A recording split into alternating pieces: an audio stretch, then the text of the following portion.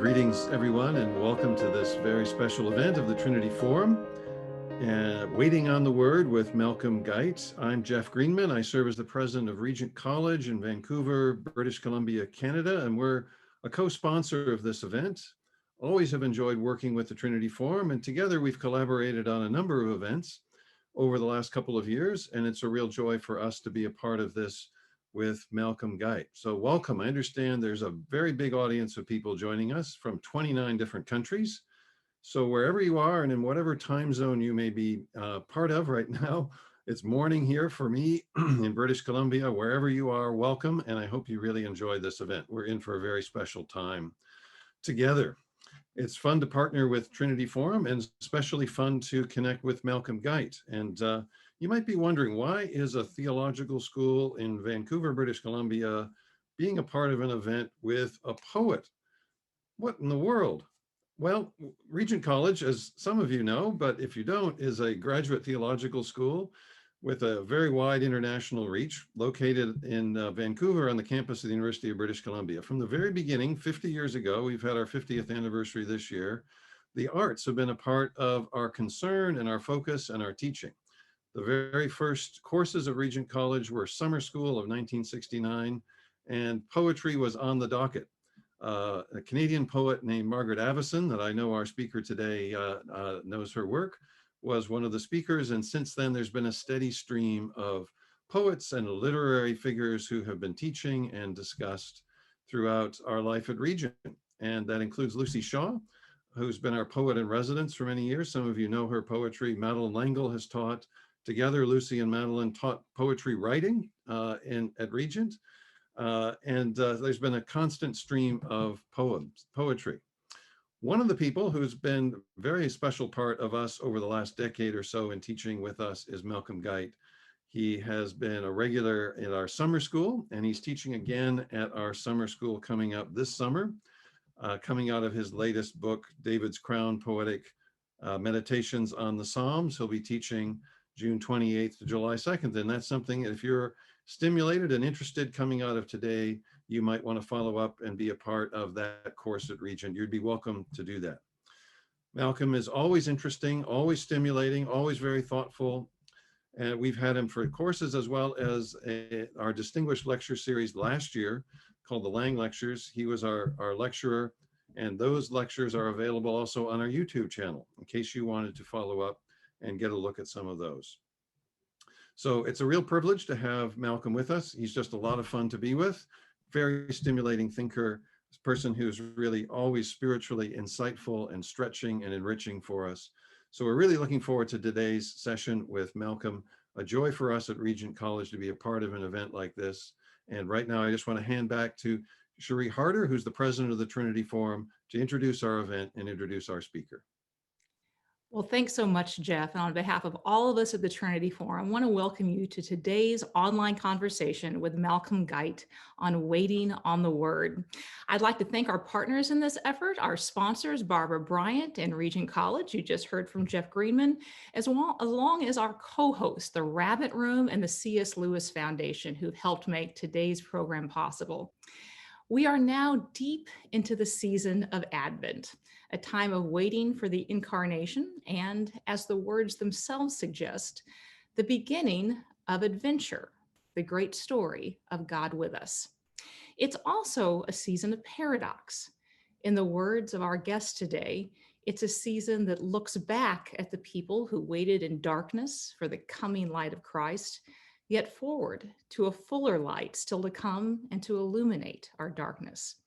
It falls in winter at the end of the year, in dark and cold, but its focus is on the coming of light and life when the Ancient of Days became a young child and declared, "Behold, I make all things new." He concludes, perhaps only poetry can help us fathom the depths and inhabit the tensions of these paradoxes. And so today, our final online conversation of the year, it seemed fitting to adventure into the paradoxes of the season with poetry and with a poet as our guide. Our guest today, Malcom Guite, is a renowned and beloved English poet, priest, songwriter, and scholar, who's been described as what you might get if John Donne journeyed to Middle Earth, taking musical cues from Jerry Garcia, fashion tips from Bilbo Baggins, and returned via Harley. He served for 20 years as the chaplain of Girton College at Cambridge and remains a supernumerary fellow there, as well as teaching at the Faculty of Divinity at Cambridge University and lecturing widely across England and North America. He is a remarkably prolific poet and writer. He writes Poets Corner, a weekly column for the Church Times, and has written more than 10 works spanning poetry, criticism, and anthologies, including Love, Remember, Mariner, a spiritual biography of Samuel Taylor Coleridge, Parable and Paradox, Theology and the Poetic Imagination, The Singing Bowl, Faith, Hope, and Poetry, and several others, including, of course, the wonderful work we've invited him here today to discuss, Waiting on the Word. Malcom, welcome. Thank you. It's lovely to be here and lovely to join you. It's extraordinary how I know the medieval theologians supposedly argued about how many angels could dance on the head of a pin, but it's lovely to think that we can each get where there are 2,000 of us in each of our rooms, as it were. We're all here for each other, even though we can't be physically here. I know I couldn't get you all into my little study, but I'm delighted that through this magic screen we can have an encounter, and it's an encounter I hope that we'll all enjoy and will be well worth having. Absolutely. So as we get started, Malcom, how did you become a poet, and what was the first poem you loved? Oh, wow. Now that's a good question. Well, I think first of all, I think we're all born poets. I think poetry comes first and prose is a later sophistication. And one of my joys as my children were born and began to grow up and did that miraculous and beautiful thing of acquiring language, the first thing they had was rhythm and rhyme, wasn't it? The sort of cradle songs and the nursery rhymes and the little language that they would make up for themselves, I always found was full of strong rhythm. Now, I was very fortunate that my mother was a person who had a huge fund of poetry in her. And her father, my grandfather, had a theory that children should be exposed to the very best literature from the cradle, that there should be nothing ruled out. So my mother had Shakespeare and Milton recited to her in her cradle, and she did exactly the same for me. So I grew up with these sounds. I knew poetry as a lovely sound coming from my mother, before I knew it as a printed thing, let alone a subject or something you might write books about. And I remember being very surprised when we got to school and we did, for example, the school teacher gave us something from Robert Louis Stevenson's Child's Garden of Verses. I think it was the one about the train that went, faster than fairies, faster than witches, bridges and houses and hedges and ditches, and charging along like troops in a battle all through the meadow, the horses and cattle. And I thought, that's my mum's. I had no idea it was in a book, because my mother didn't sit me down in a corner and say, now this is poetry, it's important. Listen, she just, it came out of her as sort of naturally. I really think that I was blessed in that way, in that my mother was a great fan of it. My father too, my father was a classicist. He recited poetry more rarely, and it was often quite high poetry, which I grew into. But my mother recited old border ballads and sang Scots songs. And I think within the world of poetry, the thing I suppose that I'm more known for is my love of rhythm and rhyme, my sense that we don't always just have to write difficult free verse, that there is a song, that there's a music in poetry. Lyric poetry has the word lyre in it, and the lyre is a stringed instrument. And I think that goes back to my mother. I owe her an immense debt from that point of view. And you're known for the beautiful in your poetry, but you also talk a lot about really the pursuit of truth. And I think you've called the imagination a truth-bearing faculty, a way of knowing. What is it that we can learn about Advent or anything else through the imagination that might be inaccessible to us through other means? Yeah, thanks. Yes, I have said that imagination is a truth-bearing faculty. And I think when I say that, one of the things that we need to say straight away is that although the imagination is capable of making things up, and we can make up a story that's in an imaginary world in the sense that it's not there, great works of imagination, even actually because they're in a made-up world where the poet can shape things and give them symbolic meaning, great works of imagination are full of truth. So, you know, there's a lovely bit in Shakespeare's As You Like It where somebody asks Touchstone, the fool, what poetry is. What is this poetry? Is it a true thing? Is it honest in deed and word? And he says, nay, madam, verily, our truest poetry is our most feigning. Let me tell you a story. And as I tell you the story, I'm going to tell you a greater truth than I could tell you if it's just, because sometimes the story gets through deep. And of course, we know that very strongly from the Bible, and particularly from Jesus' use of parables. But if we go back to an earlier parable, out of which I think a lot of the power of Jesus' parables spring, if we think about Nathan, the prophet, and we think about David, you know, Nathan could have done a kind of logically clear moral diatribe about David's behavior, and it would have been like water off a duck's back. David would have fended that off. But to borrow a phrase of C.S. Lewis's, Nathan snuck past the watchful dragons and told a story. Now, the story about the little lamb was a made-up story, but it awakened King David's moral imagination, which had been dangerously asleep. And he said, that person was wrong. You know, who is that? And of course, then Nathan said, you are that man. And the imaginative story got through. So I think imagination can take us to places and open up truths that might not otherwise be apparent to us.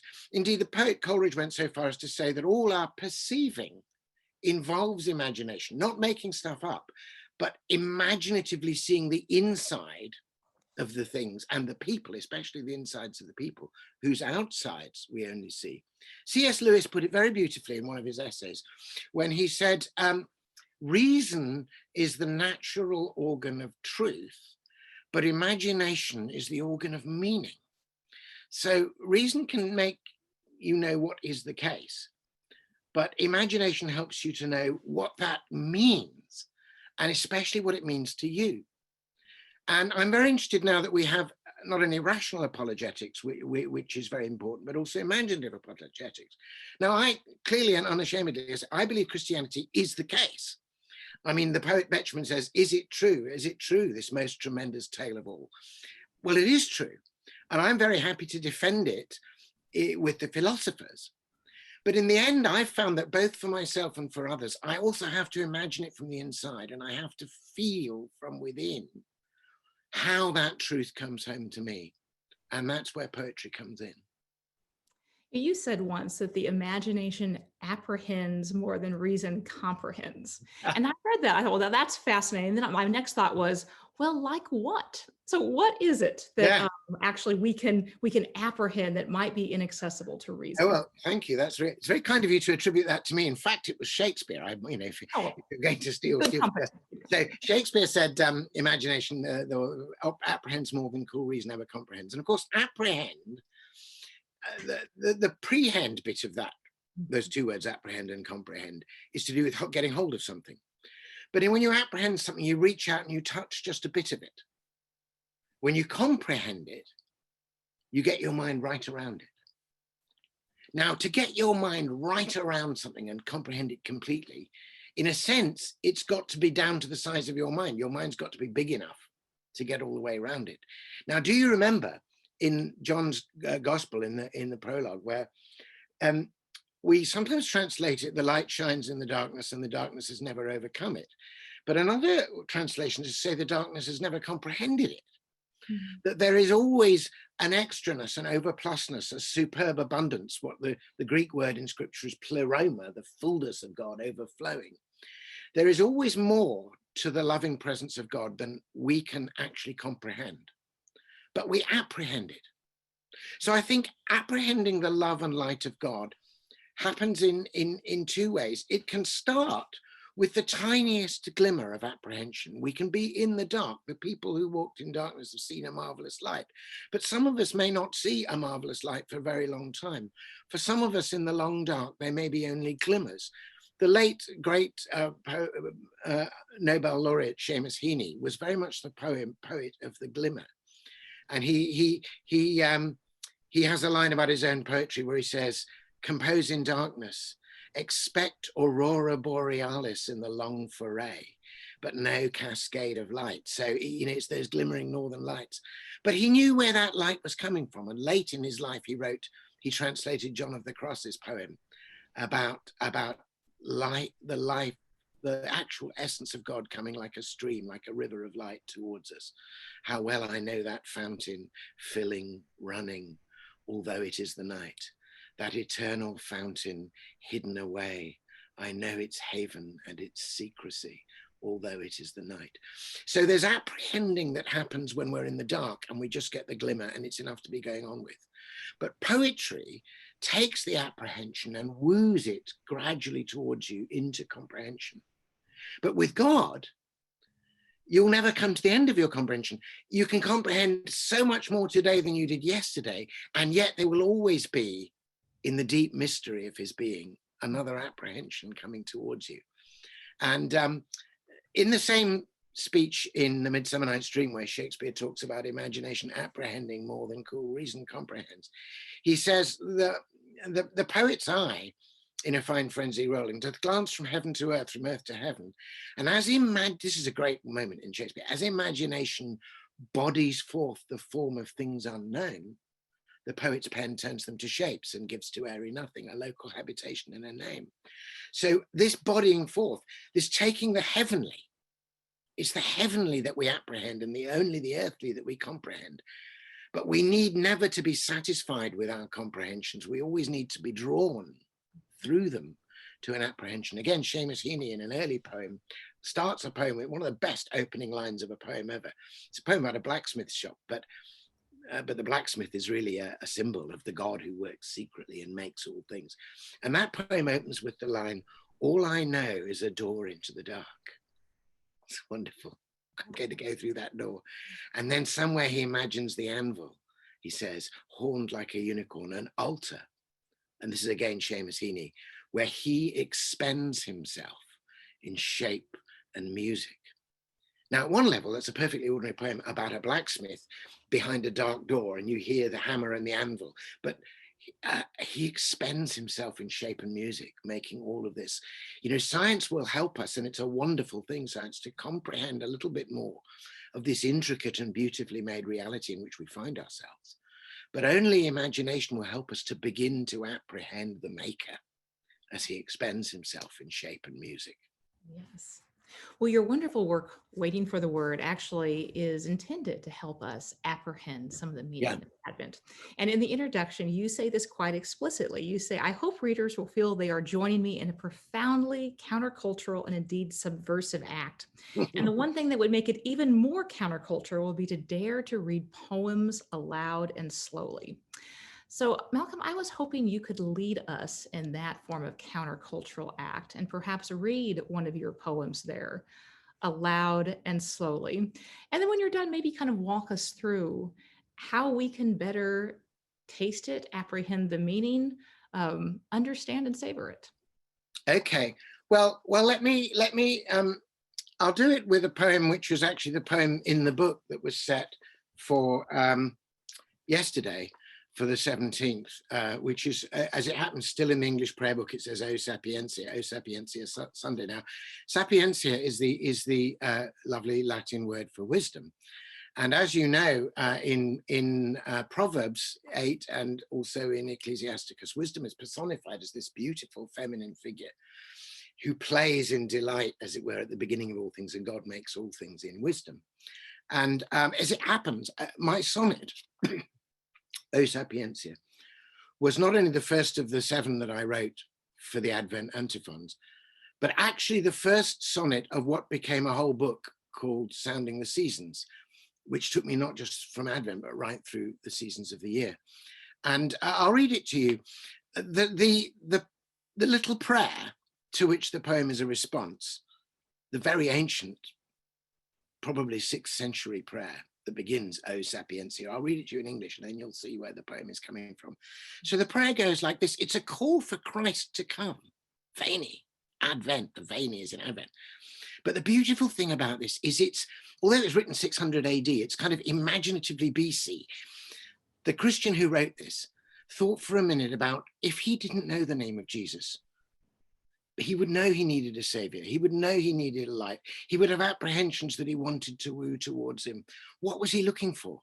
And he wrote these 7 great prayers, where one of them says, "Oh, wisdom come," and another says, "Oh, light come," and another says, "Oh, key come," and another says, "Oh, root come." So this is the one for wisdom. So the prayer goes like this: "Oh, wisdom, coming forth from the mouth of the Most High, reaching from one end to the other, mightily and sweetly, ordering all things. Come and teach us the way of prudence. Come and show us how to live." Now, here's how this came out as a poem for me. I'll read you the poem and then we'll open it out a bit. O Sapientia. I cannot think unless I have been thought, nor can I speak unless I have been spoken. I cannot teach except as I am taught, nor break the bread except as I am broken. O mind, behind the mind through which I seek. O light, within the light by which I see. O word, beneath the words with which I speak. O founding, unfound wisdom, finding me. O sounding song, whose depth is sounding me. O memory of time, reminding me, my ground of being, always grounding me, my maker's bounding line, defining me. Come, hidden wisdom, come with all you bring. Come to me now, disguised as everything. So one of the things that's sort of going on in that poem is this idea of the word within the words, the light within the word, beneath the words, the light within the light, the mind behind the mind. That we're sort of stayed on surfaces, you know, and we deal with everyday life and it comes and goes, and we wake up every morning and find out here we are, and we stop remarking on the fact that here we are in existence. We didn't bring ourselves into existence. But what I take from John's gospel is that in the beginning was the Word, and the Word was with God, and everything comes into being through him. And of course, in Genesis, which John is riffing on, God says, "Let there be light," and there is light. God is a God of beauty and order and light and poetry, who doesn't keep all that to himself, but like a poet, creates a beautiful sounding form which resonates and has a life of its own.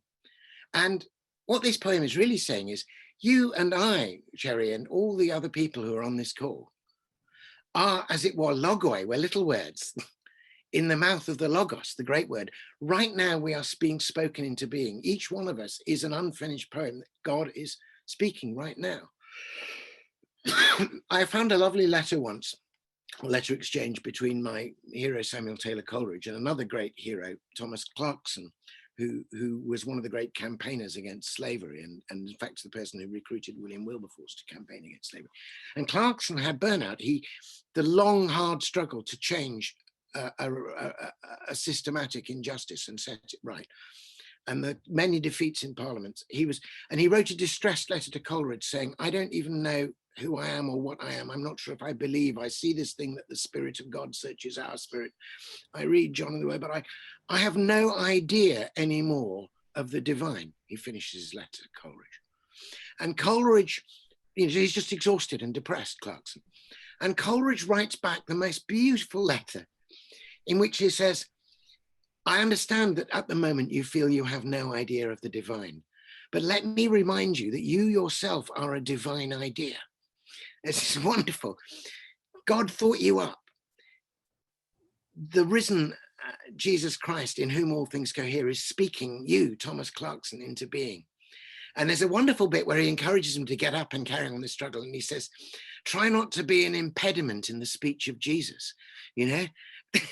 don't let his tongue trip on you, but rather let him speak you into being." So that's, I cannot, nor can I speak unless I have been spoken. And it's also an answer to that question where, which is repeated tauntingly in the Psalms, "Where is now your God?" Some of these materialist atheists think that they can prove that there's no God because they've gone up in a spaceship and not seen a person in a big white beard floating on a throne, as though the God of the universe was just like one more item in the cosmos to be weighed and measured and counted. On the contrary, the very possibility of the spacecraft, the very possibility of the space into which it goes, the extraordinary minds that made it possible are all there because God, in his wisdom, Christ the Logos, is allowing for them and making them possible. So that's, I wanted to begin all of this by saying, in one sense, I say come, and he does come amazingly into the world he made as a child. But in another sense, even to say the word come to him is to acknowledge, in another sense, that he does come. He comes by bringing me into being and you into being. You mentioned the scientific materialists and the like, and of course, it's not only them. I mean, there's the business community. There are large sectors that sort of seem to believe that reliable knowledge needs to be empirical, concrete, logical. And there's a strain of this within Christendom too. There are, a lot of strains that are distrustful of the theater, of non-representational art and the like. And you said once, which I thought was fascinating, that it's your conviction that to do theology well, you need to have poets at the table along with the theologians. What do the poets bring that the theologians lack? Well, that's an interesting question. Of course, well, one of the things they bring, I suppose, is a deep awareness of metaphor. Now, metaphor is, I mean, it's one of those, jargon words, but in the Greek, the forepart of metaphor is to do with the same word as ferries. It's actually carrying things across. And it's where one thing, knowing one thing allows you not only to know that thing, but something more. It carries, as it were. So metaphor is a way of talking about symbol.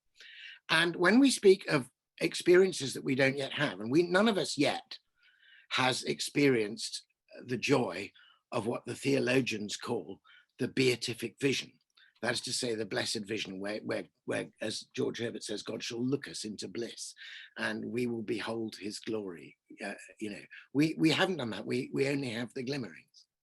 So when we speak of God, which is the job of theology, theology is precisely logos or logoi, or words about God, it is necessary for us to take the things of this world, which we can see and hear, and allow them to become bearers, metaphors of something of God. And we have the authority of Jesus for doing this, because of course he uses these wonderful analogies of that loving father who's lost his son and who doesn't just stay passively, but while his son was still a long way off, runs down the road to find him. And the metaphors of the king, and the metaphors of the judge separating the sheep from the goats, and the metaphors of the person who's giving a wedding feast and the bridegroom. Now, of course, all these analogies for God are not God. I mean, it's the same as in scripture, when it says the Lord will bear his mighty arm. Probably those who heard Isaiah doing that thought he was going to be like a big fist is going to come down and thump you. But the poet has to say this is a metaphor, that God is strong. But then, of course, God says, yeah, it is a metaphor, but let me show you something. I can come into my own metaphor and inhabit it. And then God takes his own metaphor and makes it more than a metaphor, because he does bear his mighty arm. But it turns out the place where he bears his mighty arm and exposes it is not to roll up his sleeve to smash people, but is to stretch his arms out on the cross and defeat evil by turning it back into love, in those words of forgiveness on the cross. But if there's a danger for the theologians that they forget they're using metaphorical language. They start to take their own metaphors a bit too literally and too seriously. And they then, as it were, divinize their discourse. They worship their formulae. There's a very fine late poem of C.S. Lewis's called An Apologist's Evening Prayer, about the inadequacy of even the best language about God, where he says, thoughts, and this is about thoughts, not even words, thoughts are but coins. Let me not take instead of thee their thin worn image of thy head. From all my thoughts, even my thoughts of thee, O thou fair silence, fall and set me free. He recognizes that The metaphor gets you somewhere, but it also takes you into the mysterious presence of God. So poets are in that business. They're in the business of understanding metaphor as metaphor and letting it do its best work without mistaking it for the literal, and yet making it something beautiful from it. And in that sense, I think it's useful when theologians are really going at it hammer and tongs to have a poet. I'll give you one very specific example of a poet who says something poetically which speaks directly into a massive theological controversy that was going on at the time he wrote the poem, and which just cuts right through it and says something so beautiful and so true that all the people on both sides of the controversy can agree. So during the Reformation, there was naturally, in all the reforming of the church, a big conversation, which in some ways is still going on, about what God meant in Christ when he said, "This is my body and this is my blood," and about what's really happening in a communion service. And you had a very full-on real presence position in the Catholic and Orthodox camps. And you had various degrees of Protestantism saying, well, it is indeed just a metaphor, or it's just a symbol, or it's, you know, until eventually it tails off into somebody think it's just a brief visual aid that you can use or not as you like. You know, there's a spectrum. And the theologians tied themselves absolutely into knots as to how the God who is eternally behind all things and present could also be there with you when you receive your communion, which is part of the mystery of the incarnation. Anyway, George Herbert, a gentle, beautiful, deeply read, soaked in the Bible poet priest, instead of getting into sides on the controversy, just quietly writes a little poem called The Agony about what God did for us in Christ on the cross. And then he concludes the poem, and he says the poem is all about love. Love did all these things. And the last two lines of the poem are simply this: love is that liquor, sweet and most divine, which my God feels as blood, but I as wine. And suddenly there you have the blood of Christ and the wine of communion brought together in a single line about its effective beauty inside the receiving soul. My God feels as blood. Well, it costs God for us to feel, and I as wine. And it's just, that's poetry doing something that the theology had proved itself incapable of doing, and uttering a truth to which different controversialists could assent. It's a great story. We're going to turn to audience questions in just a second. Before we do, one last question I want to ask you, which is about poetry and prayer, in that the line between the two in the Bible seems often quite blurry, in that there's many prayers offered as psalms, as poetry and the like. And I know the fusion of the two is an area you have reflected on for many years, being part of a small group of priest poets like John Donne and George Herbert. So how can poetry refresh, deepen, and enlarge our prayers? Well, I think it can do so enormously. And now let me, give testimony. This is really became important to me after I'd been serving in parishes as a priest for 7 years, toiling in the vineyard. Was myself getting just exhausted and depleted. And I'd set poetry aside, not quite in the rigorous way that Jared Manley Hopkins did, but I felt the calling into priesthood, and particularly to sacramental life as a priest, was so all demanding that I couldn't really spend a lot of time reading and writing poetry. And there was a period of about 7 years when I didn't. The poetry for me was the liturgy and the sacrament and the work in my parishes. I had what they call an urban priority area, and I had a lot of kids in real dire need, and we had a big AIDS epidemic, and I was just doing that. And my bishop kindly gave me a break and said, look, you need a break, take a couple of months off and do whatever refreshes you. So I thought, I just need poetry. And I reread huge amounts of poetry and discovered I already had it. It was deep down inside me. And it wasn't even just Christian poetry, all kinds of poetry. And it seemed to refresh me. It seemed, as it were, to open up the channels, if you like, between the heart and the head. So all this stuff which had just become fixed in my head as either proposition or anxiety, it was like sap rising, it was like these dry twigs up there were suddenly becoming green again because of the poetry. And in the course of reading that poetry, I read a great poetic sequence by Seamus Heaney called Station Island. And towards the end of that, in the 11th of a 12-poem sequence, Heaney remembers having been to confession as a young man and in a terrible state and feeling that he'd abased his gifts. And after the end of the confession, the priest says to him, you know, you're not only given, but you're given advice. The priest says, read poems as prayers, and for your penance, translate me something by Juan de la Cruz. And Heaney goes on and makes this beautiful translation. But read poems as prayers came to me like a thunderbolt. You know, I read poems on the one hand and I prayed on the other. And I suddenly saw, no, I can read any poem as a prayer, even if it's not addressed to God. I can read it with Christ in the room. I can read this poem and have God enjoy it with me. And then he'll open it up for me. And that coming together of the poetic side of my life and mind and the devotional side became really central. So much so that when I came to meditate on a poem called Prayer by George Herbert, which is a wonderful, it's just a sonnet, but it's got these 26 emblems of prayer without explanation. Just it begins prayer, the church's banquet, you know, angel's age, God's breath in man returning to his birth, soul in paraphrase, heart in pilgrimage, the Christian plummet sounding heaven and earth. When I'd read that, I actually felt moved just to refresh my own prayer life, to write. I wrote a sequence of 27 sonnets out of that one sonnet, the sequence called After Prayer, really just letting prayer and poetry soak through one another. That's great.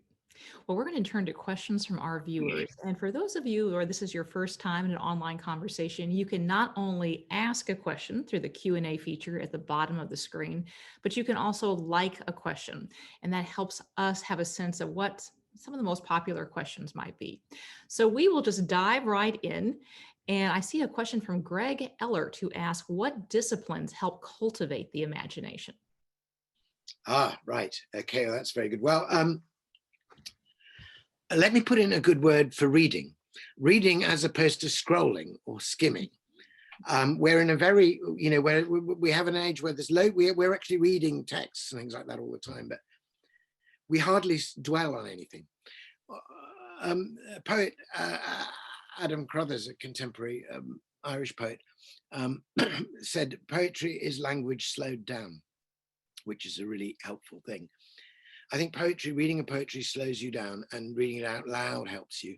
But reading anything, reading novels, so reading for pleasure. I mean, there's a paradox here. If I tell you that reading for pleasure will be a discipline that cultivates and enriches your imagination, there might be a danger that you then don't read for pleasure, but for duty. You go like, oh, I got to read this, I've got to finish War and Peace so my imagination is better. And then it becomes utilitarian again. There's a paradox here. There's a kind of playfulness. You actually have to sit down in your armchair with no interruptions and take out a favorite book. And that's why if you want the pure pleasure of reading, often rereading a favorite, not because you want to find out what happens next, but because you know what happens next. And that can be one of the things that was a prelude to my own conversion as an adult, my return to the faith that I'd abandoned in my early teens, my full adult return to it, was that I decided, just, you know, as a guilty pleasure, not because, you know, I was supposed to be very sophisticated and grown up, you know, students at Cambridge in the late 70s were all terribly sort of full of faux sophistication and all claiming to have seen through things that they hadn't really seen at all. And, you know, so the last thing you want to be found doing would be reading a children's book. But I reread the entire Narnia sequence one summer. And it was so rich. I'd loved them as a child, but I had no idea really what they were all about. And that rereading, you know, not only did me a huge amount of good in moving me back towards my faith, but actually also deeply opened up the wells of my imagination. So reading is a good discipline. Listening, you know, listening to music. But the other thing I would say to counterbalance the reading, lest we become too wordy, is, and this is a thing I've really come across in lockdown, we've been allowed to go for walks at least, you know, at first we were only allowed an hour a day. And I have to say that a quiet walk, if you can possibly get it into any kind of countryside, especially if there's a stream going, why does that enrich the imagination? Because you're walking into the midst of the divine imagination. God is imagining the birds that are singing to you while they sing. That's why they're there singing, because he's breathing them into being. So all these things around you are not only what they are and a proper object for the scientific study, they're also language of God. They're a kind of poem. I mean, that psalm that says the heavens declare the glory of the Lord and the firmament show forth his handiwork, that is actually the case, that your imagination will be enriched by God's imagination the more you open yourself to what God is saying to you through the nature around you. I'm going to combine two questions, both having to do with music. So one question from Jeff Greenman, who says, most Christians encounter poetry in the form of hymns or songs. Does Malcom have a favorite Advent or Christmas hymn? And somewhat similarly, Mary Phillips asked, as a musician, do you sometimes hear a melody when you're writing a poem? No, those are both good questions. Yes, of course, as I was saying earlier on, song and poetry really began together. And then poetry became this slightly different thing on the page. But I think the best poetry almost summons a melody. So to answer Jeff's question first, if I want to have a single Advent / Christmas hymn that is great poetry, but poetry which is superbly enhanced by the tune to which it's sung, it would have to be Christina Rossetti's In the Bleak Wind Midwinter. Frosty wind made moan, earth stood hard as iron, water like a stone. I mean, it's a beautiful description of the hard, cold winter, but of course it's really about the heart. By the time you get to the end of what shall I, give him my heart, it's your own heart that's been melted by the poetry. But that, I think, and Christina Rossetti, I opened this anthology with a Christina Rossetti poem, her Advent. She is a great poet, a poet of the first order. And what made her write her devotional poetry was, you won't be surprised to hear, reading George Herbert.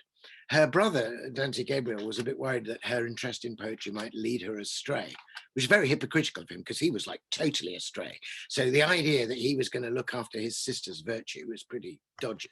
But in order to keep her on the right path, but still loving poetry, he gave her a volume of George Herbert. And she learned far more, not only about faith, but about poetry than Dante Gabriel Rossetti ever knew, good as he was in different ways, from George Herbert. So that poem of hers, sung the way it is, Jeff, that would be my classic. So the other question was about poetry and song, and are there poems that make you hear a melody? Yes. And there are certain poets who I think have the melody in them more strongly than others. Keats was one and Tennyson was another. So one of the poems from Keats I have in The Waiting on the Word is a lovely winter poem of his which is about the parley in a sense between memory and hope, which begins, in drear nighted December, to happy, happy tree, thy branches ne'er remember their green felicity. The north cannot undo them with a sleety whistle through them. That's wonderful. The tree is happy because it can't remember its green. But to see the drear night of December, and then suddenly in those two words, to summon up the fresh spring felicity, their green felicity. It's absolutely. But the rhythm of that, in drear nighted December, to happy, happy tree, it's asking to be sung. And I think there are a number of poems, certainly Keats, some of Wordsworth, a great deal of Tennyson that has that music and asks for music. I've been very, very blessed that a number of composers have picked up on my poems and made music with them. In very different forms. I mean, the Canadian singer-songwriter Steve Bell, there's a poem I might read you if we have a moment, which Steve Bell turned into a fantastic song, a poem called Descent, on the one hand. And then Jack Redford, the great American composer, composer and orchestrator of film music, but also fine choral and symphonic music, took my 7 sonnets on the Advent antiphons and made really beautiful musical settings of them. And when you hear your own poem sung back and you hear the music that somebody else has heard, and that's amazing. Heaney has a line about a well in his childhood where he says about this particular well that it had echoes. And this is Heaney's line: it gave you back your own voice with a clean new music in it. And that's very much how I feel about the way people like Steve Bell and Jack Redford have taken my work and done something with it. That's beautiful. Speaking of Heaney, we have a question from a friend of yours, I believe, Jerry Root, who Ah, yes. Happy uh, birthday, Jerry. He's just had his birthday. he asked, Malcolm, when Seamus Heaney says in the blacksmith poem, all I know is the doorway into the dark, why would he enter the door if he didn't know more? What do you need to know to give you confidence to enter? Yeah, that's a very good question, Jerry, because you could hold back from the door because it is a door into the dark. But this comes back to hearing and music, because in that poem, Heaney can hear something. Well, he can see the figure. He sees a figure of a blacksmith before he turns and goes into the door. So he sees this man, and then he says, and then he hears the music of the ringing anvil.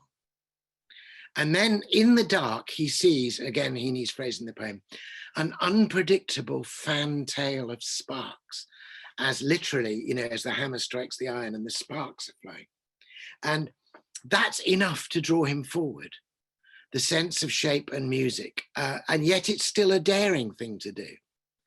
And of course, many of the great Christian mystics have recognized that there's, and John of the Cross famously talking about the dark night of the soul, that you have to go sometimes into a darkness, that not all darkness is bad, that there's a waiting darkness. If you want to think of the most beautiful darkness, and full and rich darkness that there has ever been in the world, surely it is the darkness of Mary's womb in those 9 months when the Word himself is being made flesh for us. And in that wombing darkness, the beginning of our salvation is happening. And I sometimes think that our Advent season is like the wombing darkness. We're waiting for Christmas Day when Jesus is born, but we recognize that in this rich darkness, God is already at work. And something is stirring. And of course, that idea that even as it were in the wombing dark, we can get a glimpse is there in the wonderful moment of the visitation when Mary and Elizabeth meet, and John the Baptist in Elizabeth's womb leaps for joy and kicks from inside because he knows Jesus is near. So that's, I think, in fact, my poem, which we're going to read at the end, O Emmanuel, I ask in the end, I ask God to make a womb of all this wounded world. I try to say that the present darkness we're living through, and God knows it's dark enough, doesn't have to be a destructive darkness. If we'll let ourselves be born again in God, it can be a wombing and fruitful darkness. That's beautiful. So a question from Anna Cheng, who says, I'm just starting to get into poetry. Any recommendations on where I should start? Yeah. Well, I would say, funnily enough, start with some of the older stuff. And quite a lot of modern poetry, particularly post-Eliot, is quite sort of difficult and almost pushes the reader away. And it doesn't have the added bonus of music and rhyme, or some of it doesn't. So that can be quite difficult. I would start with absolute classics that are just beautiful to read. So Keats, Shelley, Byron. Now you might think, golly, here we are, Trinity Forum, what's he doing recommending a dodgy poet like Byron? Well, you have to look out for your morals a bit. Byron was supposed to be mad, bad, and dangerous to know. But that doesn't mean that there wasn't a gift of poetry in him which alerted you to beauty. You think of a Byron, I would challenge anybody, even who thought they didn't like poetry, if they just had any sense of beauty. That lovely Byron poem, which is actually Byron partly under the influence of the Psalms, he wrote a book of poems called Hebrew Melodies. And one of them has the famous lines, she walks in beauty like the night of cloudless climes and starry skies, and all that's best of dark and bright meet in her aspect and her eyes. That's great poetry. So start with the real early classics. I don't mean start with Chaucer, because that's difficult. And Shakespeare, if you're not seeing the play, is difficult. But those romantics, the ones that used to be in school anthologies and aren't anymore, they are very beautiful and they really will enchant you. And it's inside the chant of that enchantment that you'll find your own poetic spirit awake. So that's what happened for me anyway. That's gorgeous. So we have a question from an anonymous attendee who asks, current forms of interaction, and especially social media, seem to promote immediacy and impulsiveness rather than waiting. Does Malcolm have any advice for how to cultivate the patience and attentiveness necessary for good living and good poetry? Thank you. I love that. Anonymous, I think you did very well to put patience and tentativeness together. That's very good, because there's a poem of Heaney's again where he refers to his art as my tentative art. And tentativeness also goes with humility. So does waiting. There's no point in writing poetry in being a know-it-all. If you already know exactly what's going to be in the poem and what it's all going to mean and could summarize it in your head before you write it down, then what you have is a brief note to self, but not a poem. Unless you wait for the poem to form itself and then listen humbly to what the poem is saying and say the poem is going to teach you. I mean, the only thing that gives me confidence to write poetry is the conviction that all the words I use are older and wiser than I am, that they've been around and they've got things to teach me if I'll only overhear their conversation. So now how do you get there?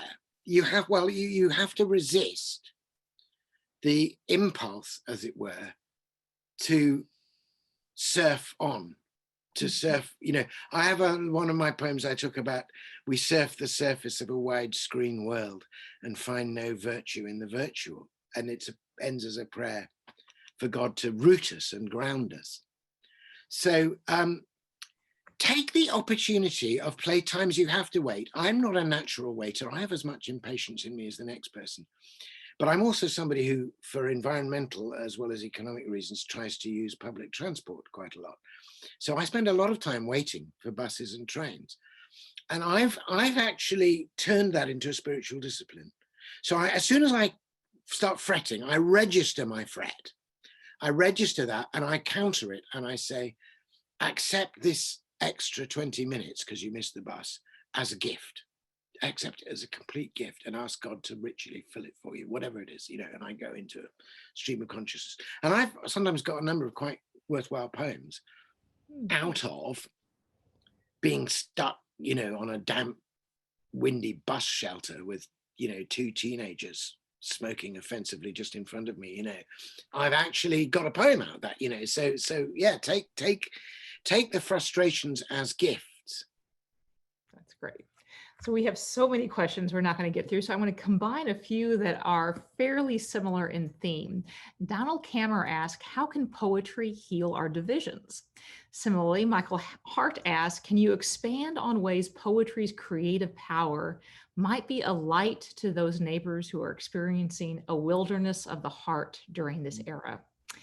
And a third, considering we are coming to the close of 2020 and wading through Advent, I wonder if you would share how your personal faith is, quote, making sense of the world in this season. So that's a trifecta, all thematically related. Yeah. Poetry and healing divisions is an interesting one. I mean, in the end, I think it has to be Christ who heals our divisions, and the closer we come to him, the closer we'll find we're drawing to each other. But I do think poetry can help to heal our divisions in this sense, in that a lot of the divisions, I think, both in your society and mine, are a consequence precisely of that hasty, glossy reading. Because we not only skim read screens, we also skim read people. We take a few tags off of who they are, and then we click away from them, or we file them under this or that, and we have tags and labels for people, rather than seeing people as they actually are. And to see a person actually as they actually are is like reading a poem as it actually is. You have to savor it slowly and let it be what it is, and not jump to conclusions about what it's going to say to you. So actually, the training of the mind in poetry, if we then regard people as poems, I mean, possibly initially quite difficult poems, but poems nevertheless, we might bring that, as it were, poetic attention to people. I mean, Coleridge said that poetry removes the film of familiarity from things and allows you with a fresh wonder. Well, we need to remove not only the film of familiarity from people, we actually need to remove the film of contempt and categorization and labeling. Now, he seems to be coming up a lot for whatever reason. I mean, was living in a deeply divided society in Northern Ireland. But he spoke of himself as one who had escaped from the massacre, who took protective colouring. But he said he was, in one of his great poems, Exposure, he says he's feeling every wind that blows. And Heaney was able to speak into both communities. And in the end, his poetry became part of the healing that was the Good Friday Agreement and was quoted at the time that it was signed. I had the experience, it's very interesting. I mean, once the poems are out there, go and different people read them.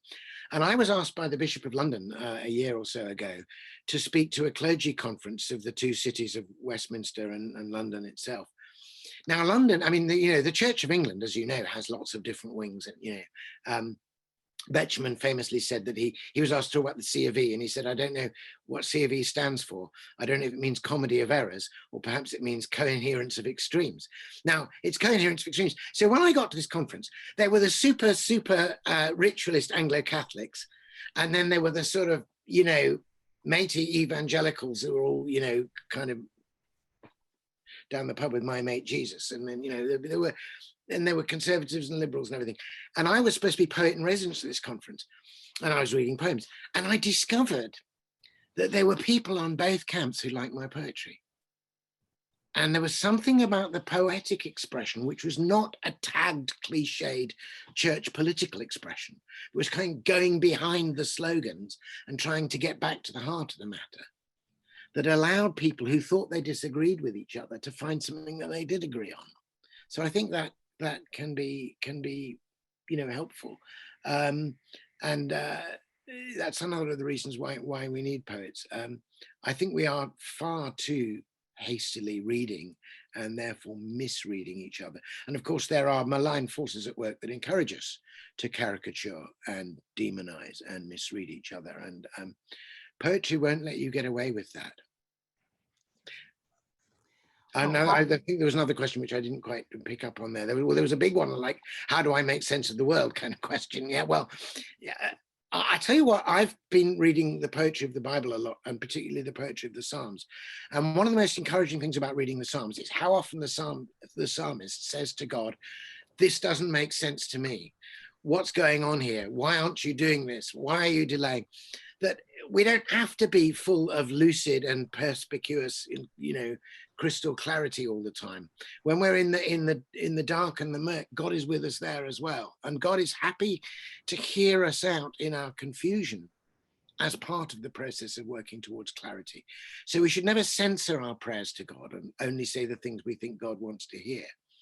The book of Psalms and the book of Job make it absolutely clear that you can tell him what's on your heart, including the confusion of your mind, and he will work with you in that. Thank you. Well, I think the best thing might be to read the last of my Advent antiphon sonnets. Jeff was asking about hymns and poetry, or poetry going into hymns. This is almost the other way around. We all know the great Advent hymn, O come, Emmanuel. And that uses some of the ancient Advent antiphons and the images of God as a key and a light and so on.